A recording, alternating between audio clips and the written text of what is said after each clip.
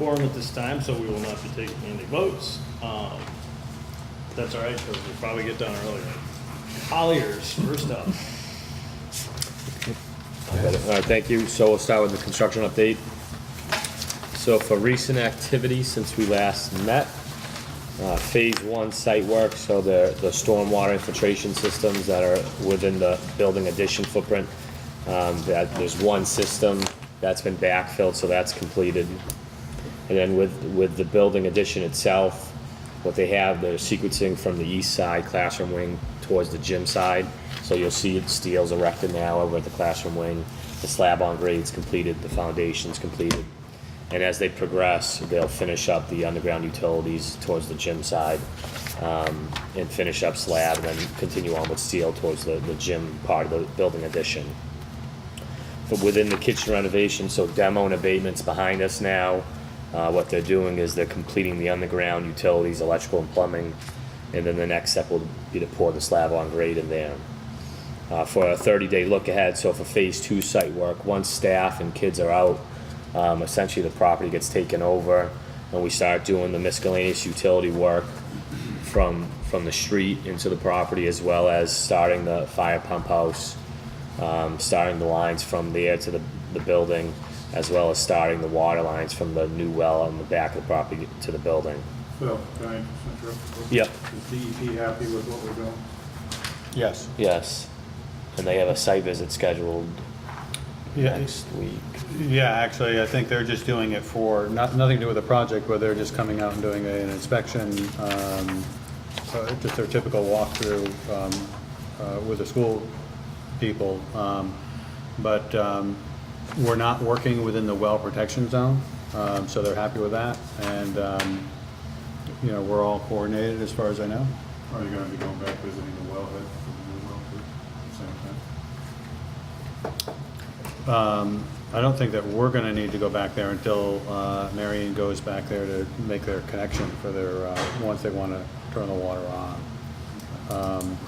But if when they're on site, if they were to have any issues back there, I think we're everything is buttoned up pretty good.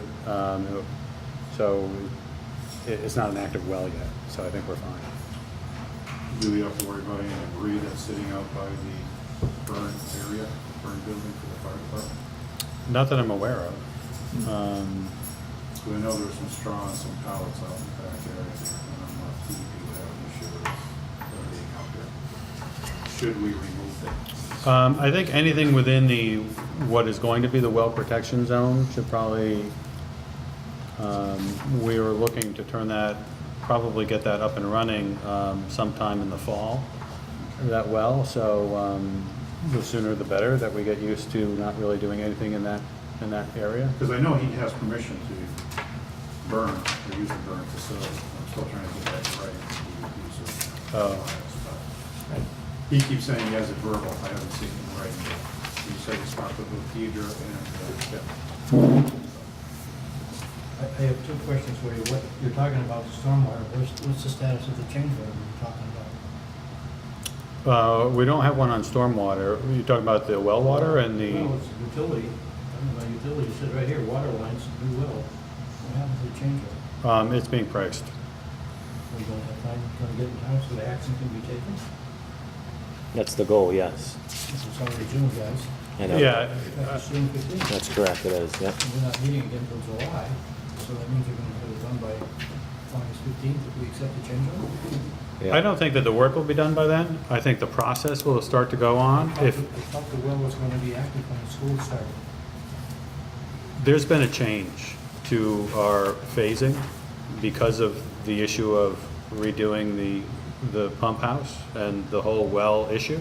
The well, that wasn't really part of it was kind of a side note to the project. The new well wasn't through the Fontaine, who was our contractor. They're now connecting it, but there's been some logistical changes. So there's going to be an updated project schedule that will be issued once a change order is agreed upon. So you're not going to see that in this yet. Well, that's going to disappoint you. We should have done that earlier. Well, if we had a meeting, we could have discussed it with you, but it's been an ongoing issue. Good job. Yeah, and we're here to talk about it now, and you brought it up, and we can talk about it all you like. I don't really understand what the issue is. Do you have an issue with something that we're doing, or how we're doing it, or? Fully expected that the well was going to be online in school, and I think other people at this table felt the same. Well, school isn't on yet, and we're informing you now that, Hang on a second. And we're finding out now that it possibly would be, and this is June 15th, and we're not meeting again probably until July 15th, and we'll have to take a vote. Is there going to be time to get this well online with the change orders by the time school? we'll let you know when we get the change order. Once we agree on the change order that we can bring to the committee and inform the committee, we can inform you of what the duration it will take to do the work. Which is, we'll have it done by school. I mean, Probably not. In 30 days. Probably, I would say most likely, the new well will not be active for the start of school. You will have water for the start of school. Well, I certainly hope so. Yeah, so I'm really kind of confused. I'm not really sure. I'm getting the feeling that you feel that that's an issue, that the new well wouldn't be on for the start of school. And I'm just wondering, is there an issue that I'm not aware of that would cause that to be a problem if the new well isn't online? Information back to the committee. We're here to talk about it, and that's what we're doing. It's too late. Why is it too late? Why is it too late? I You don't always, know. you always seem to have some issue that you want to bring up that the sky's falling here. Maybe that's the kind of guy, No, but it's you not have to put falling, up it with. hasn't Well, fallen. I We don't haven't think it's gotten a big fair. protest. We haven't got any delays, we haven't changed out the design. The job is going It just well. keeps going on and on. I don't I- understand what you're. If we're trying to make an issue out of something that isn't an issue, I don't really understand. No question. We are, okay, that's fine. Well, I'm going to make a statement that we are coming to you on a regular basis and informing you of anything that you need.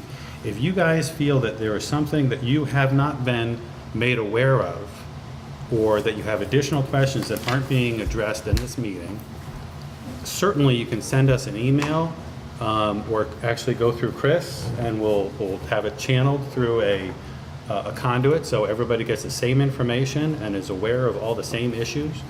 But I don't see the fact that it's construction. There are things that change, and things, maybe it's a better idea to do this, and the water system was one of those, that we changed it from going to the old well, the old pump house, to a new facility that's gonna be part of the fire suppression pump house.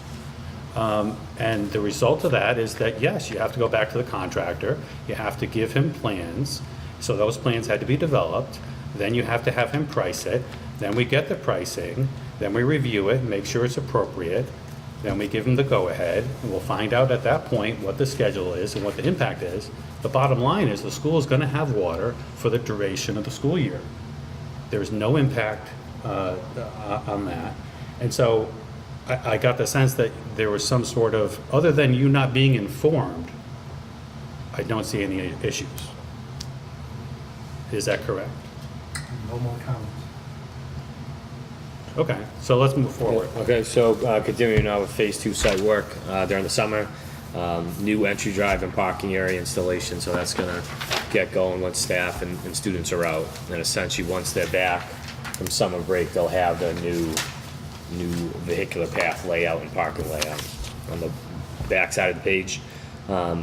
For building addition work through the summer months, complete the under slab plumbing, electrical, so we can complete the slab on grade, and then continue on with erecting steel. And then within the kitchen, we're gonna finish up the slab on grade, start the MEP roughing, and then once staff and students are out, come the end of next week, we'll be in the cafeteria abating that and then starting demo within the caf. Do you think that they're gonna be on schedule to have the cafeteria done by open school in the fall? They haven't said otherwise. They've been saying they're on schedule, so yes.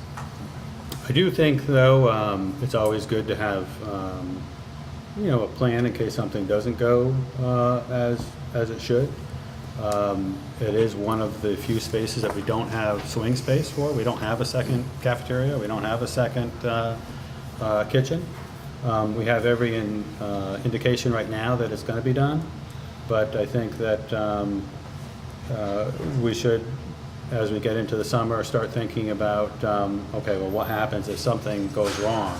Could we extend the current situation for food, distributing from the high school? And then we'd have to come up with a plan for where they could, where the students could eat. But I don't think we need to jump the gun at this point, but it's not a, it's a good question. It's something that we'll have to monitor.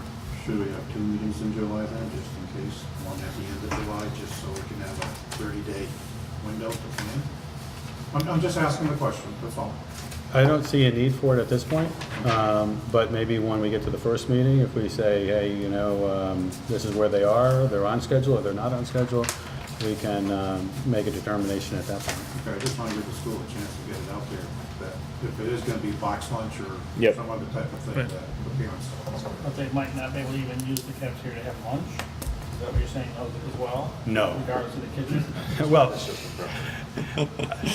I don't want to open up a can of worms here. I'm not saying that they're not going to be able to use it, but the schedule for the summer is to renovate the kitchen and the cafeteria. And we don't have, right now we have classrooms that the kids are able to use, we have everything else we need, not being impacted by construction. If something were to happen over the summer where they could not, they weren't ready for the start of school, that's correct. We would, it's the kitchen and the cafeteria. That's what we're talking about. The gym? Or classrooms. Or classroom, Yeah, it's just something to, it's a good question. It's something to yeah. Bill think will work about. it out, I know he will. I have to say this phase of it went really well. Yeah. You know, we didn't lose many numbers of students buying, and the food coming over from the high school was really positive, and so that there was really no impact at all. Yeah, no, that's good. So, yeah. So I'll just go through this milestone schedule here before we go on to financials. This is just a kind of a big picture bar graph type schedule. So along the left-hand side, lower left corner of the page, you can see kind of how it big picture-wise breaks up the project. So talking about construction, and then FF&E procurement and process of getting vendors on board for that. Substantial completion, occupancy, and closeout. So you just kind of follow that bar graph. So essentially completing the building come the summer of next year, continuing on with closeout, and then FF&E will be in there as well. Yeah, this was a useful handout during the design phase. There's a lot of different milestones. During construction, we didn't really break out, maybe something between this and the contractor's schedule might be something more appropriate to show where we are with each phase, but we hadn't had that developed yet. So the big milestone that's going to be coming up is the groundbreaking, which we'll talk about, which is scheduled for next week. Any questions on the schedule? So the next item is the financial update. And just, this is the same format that we passed out before, but this is the project budget. The bottom of column A, you'll see that our budget was 34 million and change. To date, we've been invoiced the 2.7 million plus. But we've encumbered, meaning we've signed contracts, or we've had, we're anticipating, well, actually, I guess that's signed contracts for the 27, just under $28 million. And then we talk about what came in this period. But what essentially that leaves us is funds that haven't been encumbered, the contingency amounts, the FF&E amounts, which haven't been, certainly part of the budget, but we haven't contracted for that yet. So there's still items to be encumbered as we go forward, but we haven't had any change orders yet. I would say we are on budget. Things are looking good. There haven't been a lot of RFIs, which are requests for information from the contractor, which often can lead to changes, which can be costly. So we haven't seen a lot of activity on that. So I think things are very positive. Things look good. Schedule-wise, they're doing well. Steel came in, and you can see it's already up. So with the, I think, minimal impact to the students at both the elementary school and the high school, middle school, because there has been some infiltration, stormwater infiltration work done behind the high school, so that was coordinated with them. So I think overall, very positive at this point. When we say we're on track, based on what we know, how are we comparing to our budget? We're on budget. We anticipate that we're gonna be We spending. say on budget because that's the language that we use until we realize whether or not we're under budget? Yes, Is that, I mean, I'm just trying to understand. So is there a possibility that we may end up under budget? there's a Is that- possibility. Okay. But you say you're on budget because you have money that is set aside for the unknowns. And Right. if we knew what those unknowns were, they wouldn't be unknowns and we could budget for it. Right. So we have, basically, we are on budget until we're done, and then we can tell you how much we're under, or whether we come right on. Yeah. And So compared to our budget and the bid, what was the difference? For the bid? for Yeah. the bid, well, we were under budget for the bid. Right? And so what we're doing is we are retaining that dollar amount in the project budget. Yep. So if needed, we have it available to us. Yeah. Jimmy, Is that on top that's of the this number contingency here. that you had built? Yeah, this is. So 26 was the estimated bid, 26,453. and 20. Okay. 3.5 was Yeah, what came in. thanks. So, and that is on top of the contingency that was built into the budget, correct? Okay, so understandably, there will be some change orders. We just talked about one of those, hopefully not many of them. And if there is anything unexpectedly dramatic that happens, chances are that we may be well under budget. Is that fair to say? Right now, we're on budget. And I'm not gonna We're hold you, under I'm not budget. gonna hold you to it. I'm just trying to Yeah, I don't have a understand crystal what. ball. Yeah, but I don't either. I'm just trying to it understand where looks we are good. right now. Yes, I'd At say, this point in time, we are under budget. Okay, thank you. That's exactly what I'm trying to understand. I know that you don't want to say we're under and then just find yourself in a situation, but I'm not used to We really. are under the $34 million approved. Okay, thank project. you. Thank you, Chris. the other thing, just on budget, is with the MSBA, there's a project funding agreement and initial authorization, and that is based on the 34 million and the reimbursement rates. Once your bids come in, because there was bid savings, the maximum facilities grant is going to be reduced because they're taking their portion. They're not going to be reimbursing on that 34 million. They're going to be reimbursing on what the bids came Right. in and what's eligible. But that's being finalized.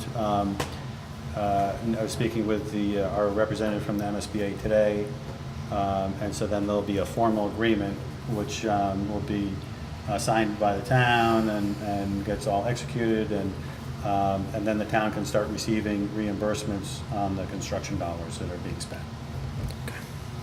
What is the contingency in this budget? bottom line. 1.9 and change. Yeah, looks just like. about 2 million. 1,322 for the What do you see? construction. There's Bottom construction left, contingency bottom here. left there, those two. And then Oh, right there's here. owner's Okay. contingency All right. underneath that. Okay, thank you, guys. So those combined, just Yep. under 2. Thank you. Any other questions on the finances, or? How on the finance, going back to the factory work, what's the legality when they're working in the summertime? Can they work on weekends in the summertime, so if it's inside?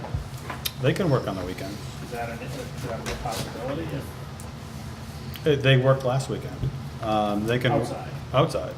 So there would be, once school's out, they have access to that building now. So if they felt the need to work within the kitchen to get ready for a concrete pour or something that they kind of had a date that they wanted to hit, yeah, I would expect that they'd be working some weekends, not every weekend, but, But I'm saying, if need be, to get it. oh, absolutely.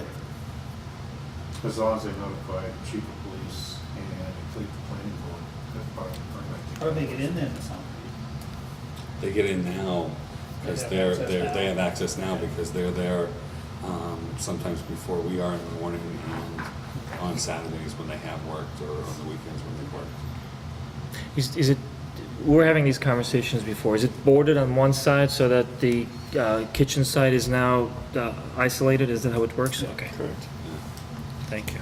I ask one more question, I don't need a lecture, just an answer. I'll try and answer it for you. I don't need a lecture, just an answer. Is liquidated damages applicable if they don't meet the date to have the cafeteria ready in September? I'd have to look that up. I don't remember if we did it per phase. We did do it per phase? I think we did. Yes. Okay, so then it would be applicable. There were 3 hard dates that they had to hit. One was the kitchen in August, one is the February date, and then one is the final date in their contract. That's good. So in our weekly job meetings, we straight out ask them, are you on schedule? And when they say we are on schedule, we put in the meeting minutes, Fontaine has stated they are on schedule. So it's documented through the process that they're on schedule, so they can't really come back and later and say, well, hey, we forgot to tell you about something. So we try and document all the stuff that comes up. If they do have liquidated damages, and a contractor was concerned about meeting a date, they might try and come up with reasons why they need extensions of time, just to hedge their bet that they finish on time. That's the double edge of the liquidated damages. You're protecting yourself by having that in the contract, but then the contractor is going to protect themselves by trying to bank days, if you will. But they haven't done that yet. And I haven't seen any indication that they will start that, but that's just the dynamic of liquidated damages.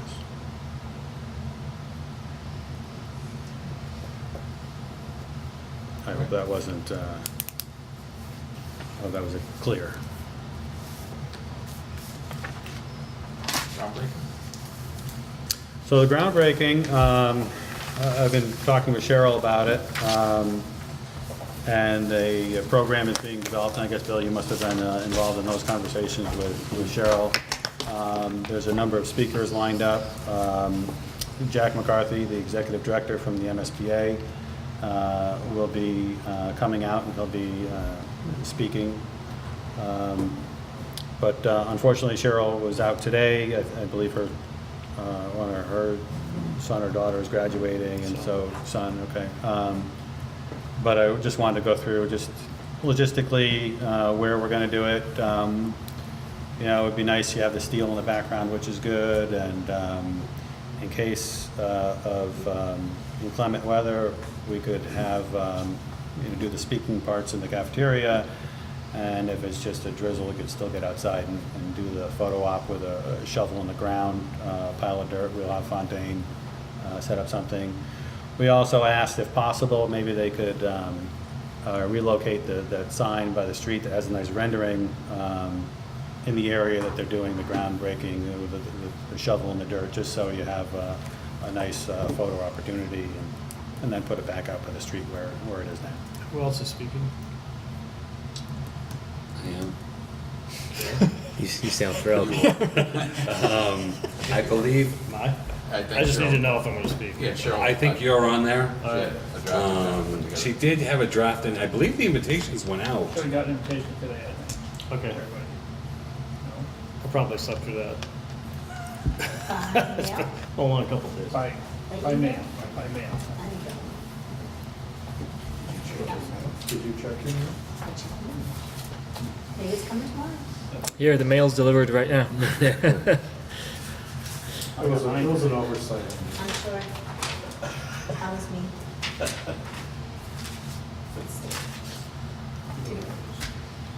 You got that today? I got it today. All right, anything else on groundbreaking?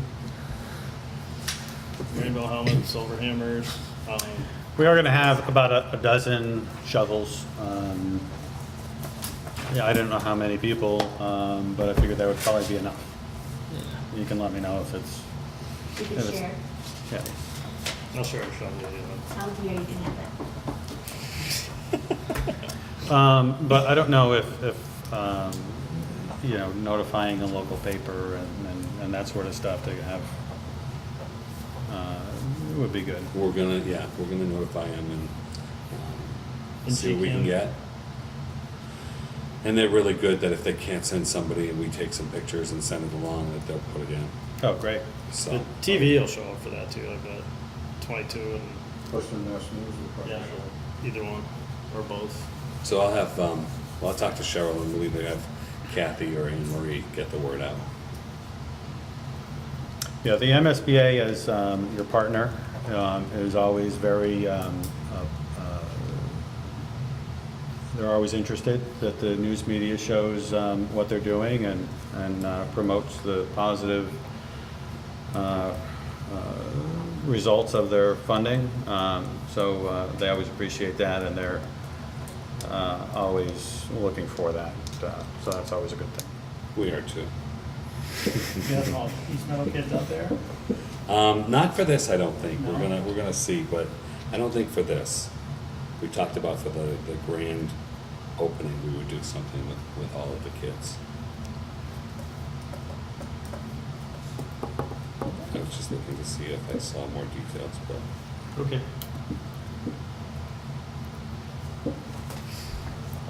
Christian? Great.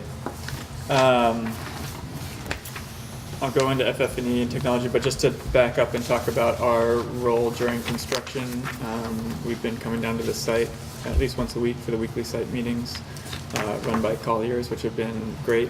I feel like we have a very good working relationship with Fontaine. They've been doing a really great job, and Colliers runs a very efficient meeting, which we're all very grateful for. So we've had probably roughly 2 to 3 people full time in our office on this project all the time, processing submittals and RFIs. And I didn't get the number before I left, but I think that we've probably had at least 100 different submittals, or more than that at this point, coming through our office. Everything from door hardware to we just had a conference call today with our mechanical engineers talking about the mechanical equipment on the roof. So it's lots of back and forth, and so far so good. I think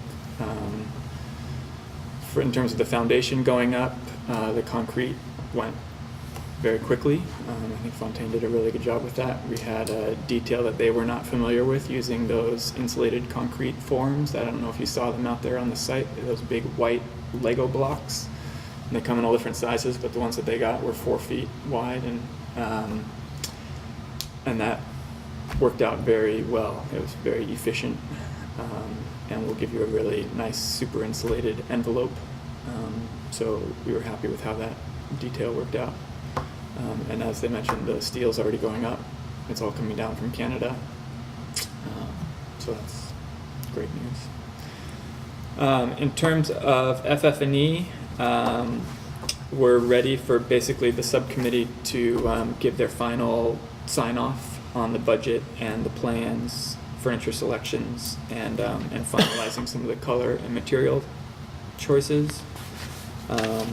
So Bill and Jim, I think we were shooting for either Monday the 26th or Tuesday the 27th. I don't know if Helen's been in touch with you, but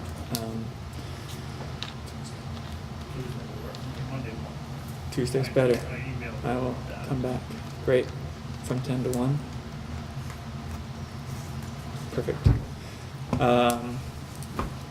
So once we get kind of sign off from the district on that, then our FF&E consultant, Steph Rura, will start preparing the procurement package, and we'll come up with some strategies. Right now, our furniture budget is more than, or our expected budget is more than what's shown on our budget sheet here.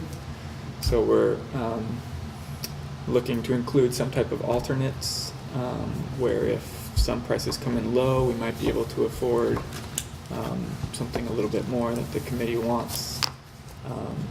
So we will strategize on how to best package that together. And that's basically it on FF&E.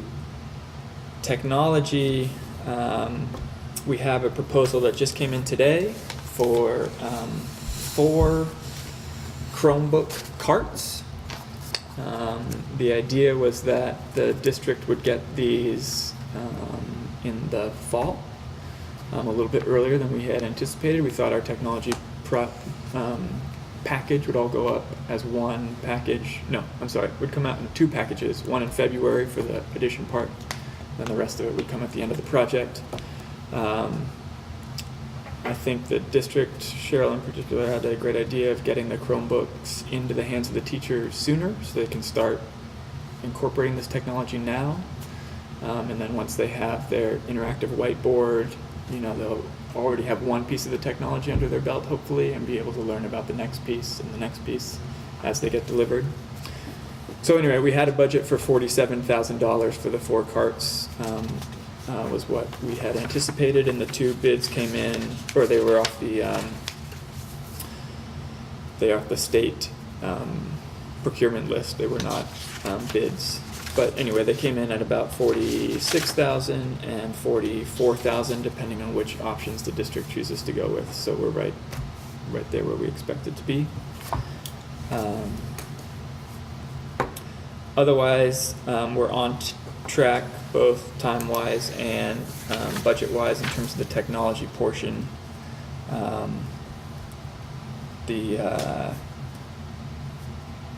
We'll put out the specifications and request for response in August or September. We will evaluate what comes back and generate purchase orders in October, November, and then we'll have the installation of phase 1 and the addition in January, February, and then the installation of phase 2 in July or August of 2018.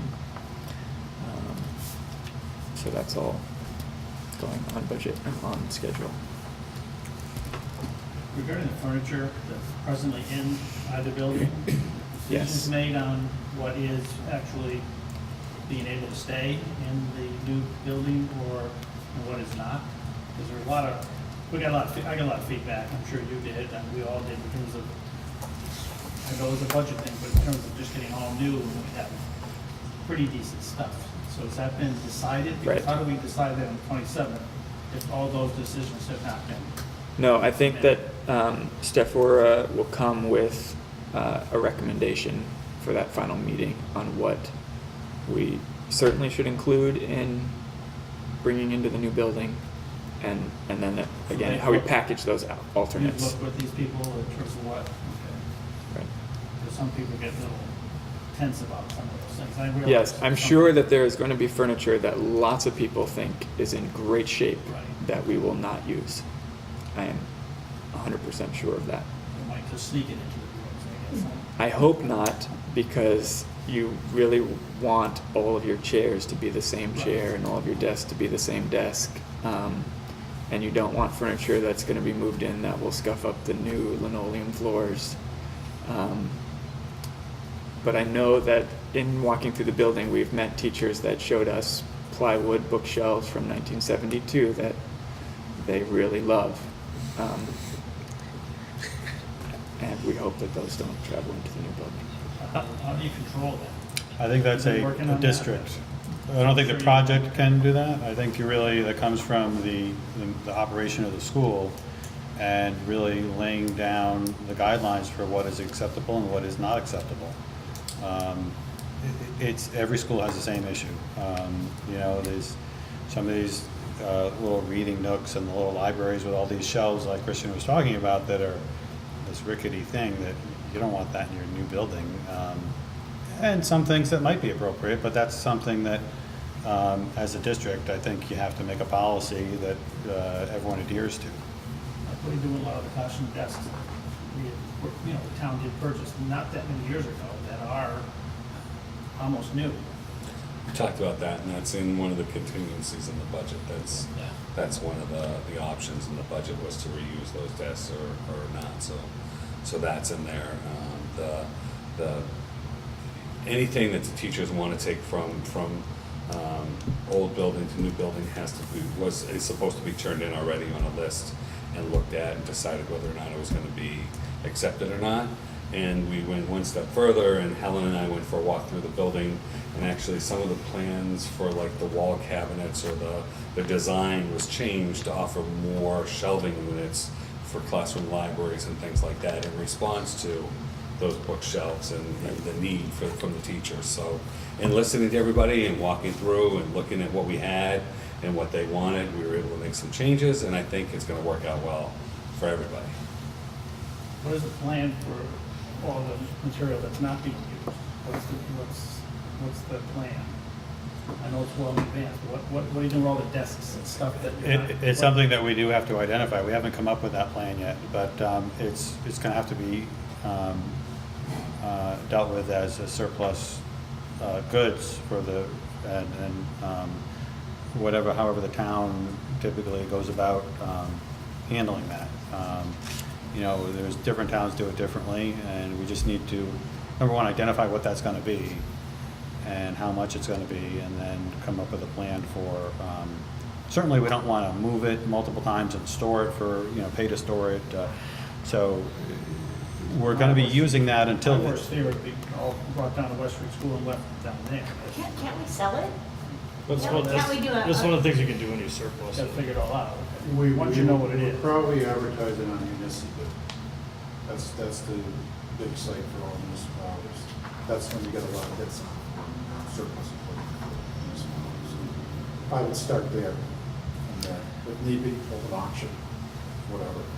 Yeah, and so the plan is to use the existing furniture until the school is ready to open completely. So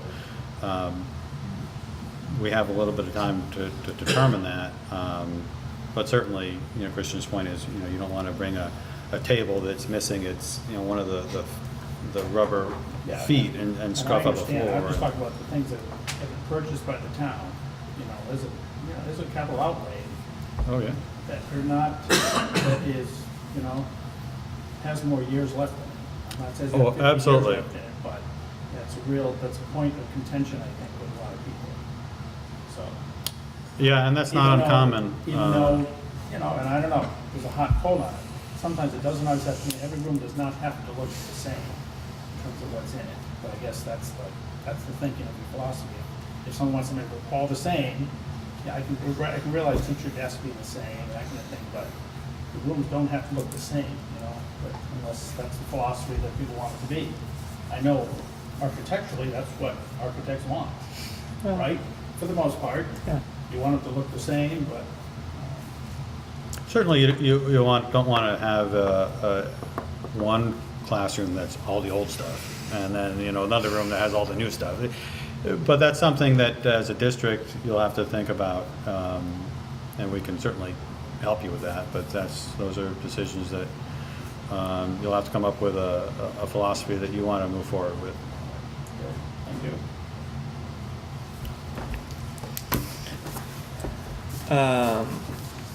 Last item, school sign.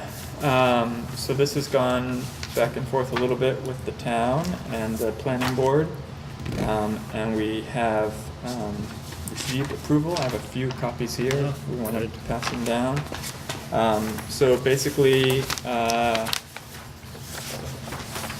Rachel Loeffler from Berkshire Design Group and Helen Fantini from our office met with the planning board many times and came up with a list of other LED signs throughout western Massachusetts that they could drive around and go look at to inspect.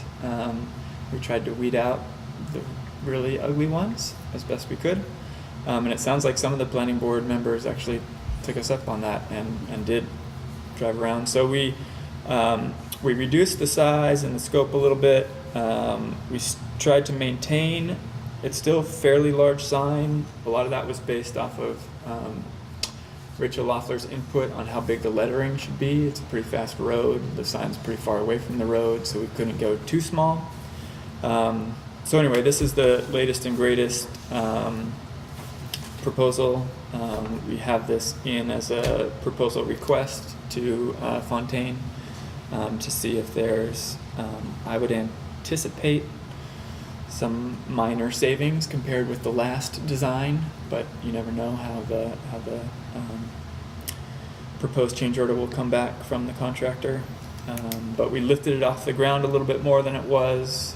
We also had some bricks along the base There was some worry about snow getting caught on that, so that has gone away. Yeah, I think that we're pretty pleased with kind of the scale and the proportions of the fixed lettering versus the LED sign, and able to move forward. And based on those examples that you were able to share, is this a good visible sign from the road as folks drive? Yes, Okay, good. right, without being too atrocious and right, Okay. exactly. So this sign starts 14 inches above the ground, Correct. so when it snows, Yeah, I think that with the sign and the heat coming off of it, I don't think that'll be an issue. But yeah, when there's large snow, I think the very bottom of the sign will not be visible from the road, but there will still be plenty of the LED screen that will remain visible. because you wouldn't want to flip the name of the school with the sign, with the movable parts. And I don't know if this was input from the planning board as well, I was not there for that meeting, but we felt that it was pretty important that it be primarily a school sign and that the LED be more of a secondary feature. While we're looking at this, is this gonna be the name of the school? We have a lot of time to talk about You that. haven't talked about that at all, right? No. That's a great question. We have some time, but not a tremendous amount of time. Well, I've been looking into it. A lot of towns have actual policies about how schools are named, and we should probably, Well, that's what Cheryl was planning to do, was reach out to Chris and see what the town policy was and if there is anything, and then get a committee together of people to talk about, you know, the name and different things with moving forward with that. So that's the plan. I'll keep that in mind. I think if that came sooner, I haven't seen any submittals that have come through that are, related to the number of letters but, cheaper if we could just call it Bob. yes, yep.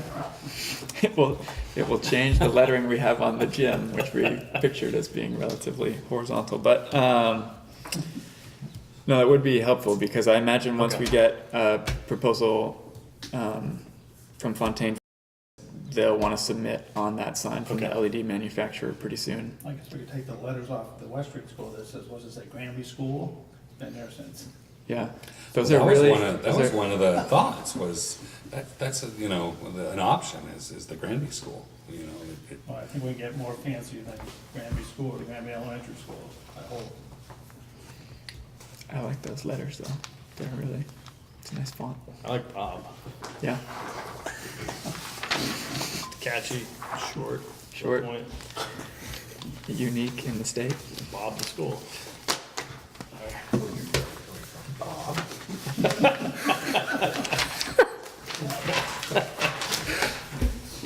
I went to Bob. All right. Any other business to come up before the committee? Okay. Is there any possibility that we could meet out at the site of the August meeting, so that we as a committee will know what the school's gonna look like before it's open? Yeah. Present this with a tour, so we can know what it looks like. These people are all gonna be asked questions as to what the school's gonna look like. You talking this August? No, Next, August, not July. 2018. It's right now, next August. This is Okay. August 2 months 17th. from now. 2 months from now. So prior to the start of school, do a meeting where maybe we start there for a half hour and then come up back here? There certainly could be a room up there for us to sit in. I'm You quite just sure stay we up can there. find a room for us to sit in. You guys know the right people, I guess. That sounds good to me. Let us know in July. All right, so right now in July, we are scheduled for the 11th. Does anybody have any issues with that? Do we want to still continue with Tuesdays or go back to the original Thursday? I'm fine now. I'm done with my English as a second language course. So, I can't make either one of those, 11 or 13, so just don't hold it by me, but I'm. okay. How about on Thursdays in general? Is that Doesn't matter. all right? So, shall we move with is 13th? Okay with everybody else? I probably won't be here for either one either. Okay. 6:30? Normal time? On which 13? 13th? Yeah, all right.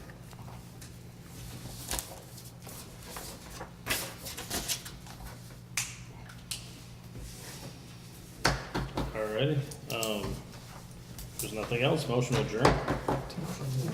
Second, Second. all those in favor? Aye. Alright, thank you.